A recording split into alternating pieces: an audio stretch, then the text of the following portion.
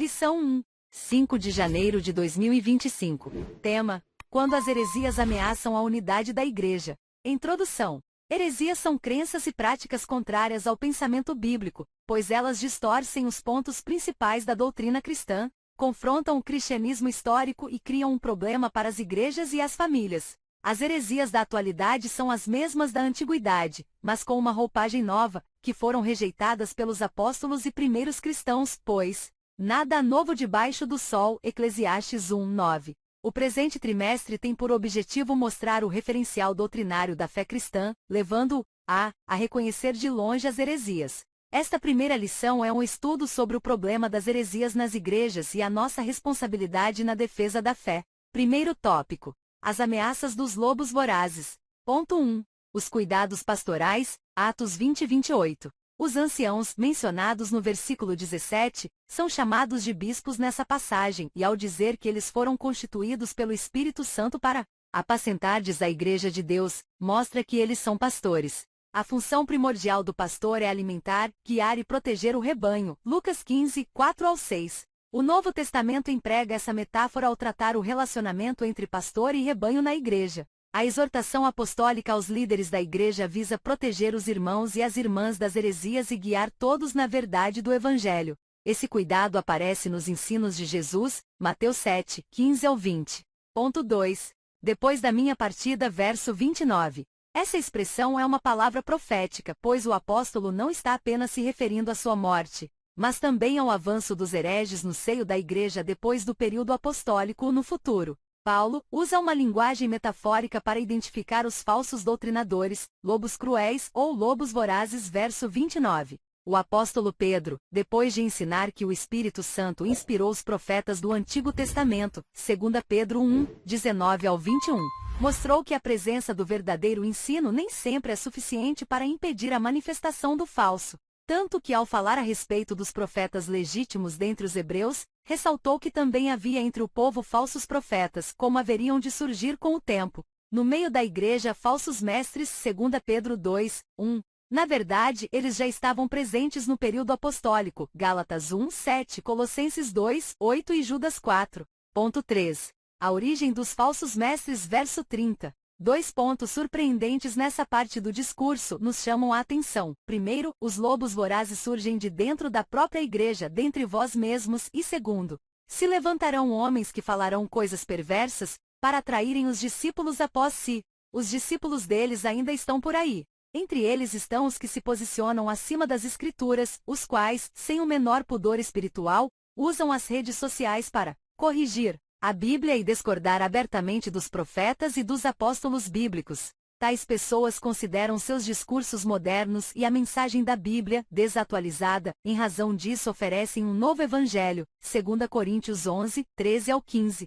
Em face disso, vemos a importância de estudar um campo da teologia denominado de apologética para orientar os crentes dos nossos dias. Segundo tópico: o que é apologética? Ponto 1. Definição: 1 Pedro 3:15.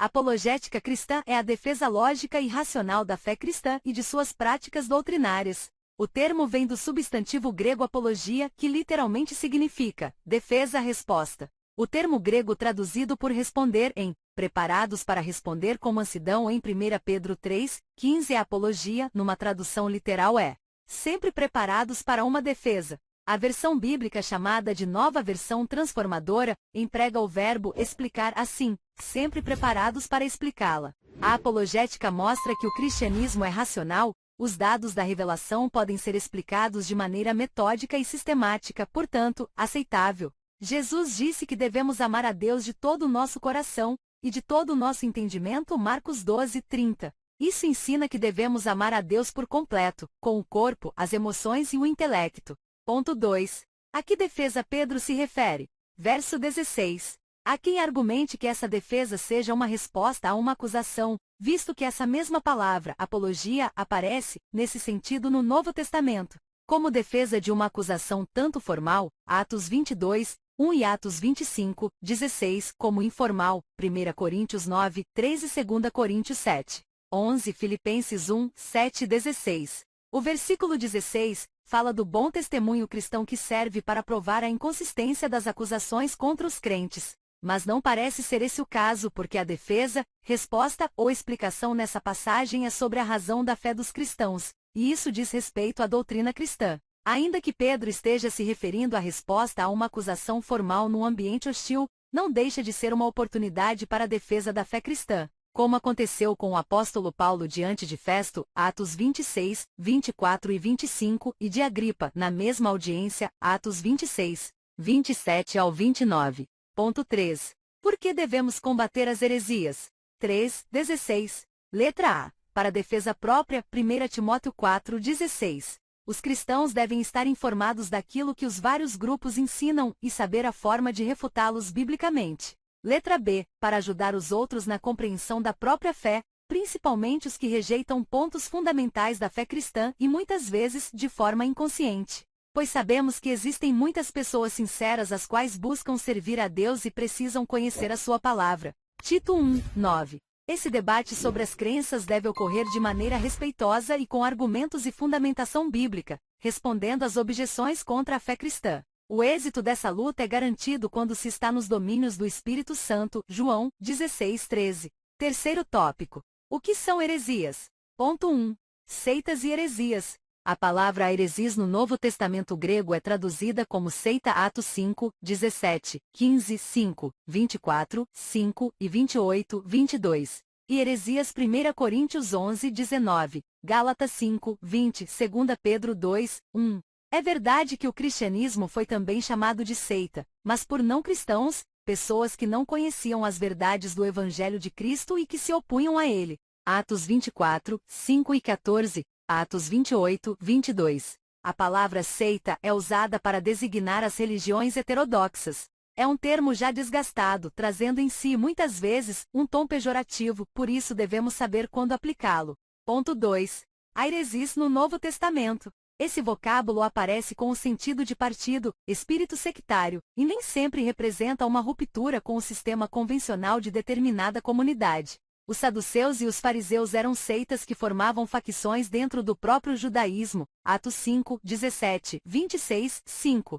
E a versão bíblica Nova Almeida atualizada traduz por partido. Paulo adverte para que não haja no seio da igreja essas divisões, a heresis, e condena as inovações doutrinárias que causam divisão ou dissensão. 1 Coríntios 11, 19, Gálatas 5, 20. Ponto 3.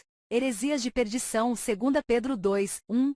É nessa passagem que a heresis apresenta o sentido de erro doutrinário como a heresia propriamente dita, no campo teológico que nós conhecemos hoje. As heresias distorcem os pontos principais da doutrina cristã no que diz respeito a Deus, Trindade, o Senhor Jesus Cristo e o Espírito Santo, ao ser humano, natureza, pecado, salvação, origem e destino, aos anjos, à igreja e às escrituras sagradas. O mais grave erro é quando diz respeito à divindade e interfere na salvação. Verso 1, parte B. Pois não existe salvação sem Jesus. João 14, 6, Atos 4, 12. Conclusão. Os apóstolos responderam aos opositores da fé cristã e lançaram a base da nossa teologia. Todos os escritos do Novo Testamento mostram essa luta acirrada contra as falsas doutrinas. É, pois, tarefa da igreja atual batalhar pela fé que uma vez foi dada aos santos. Judas 3. Finalizamos com a seguinte pergunta para reflexão: estamos a fazer pela verdade o que esses agentes da heresia fazem pela mentira?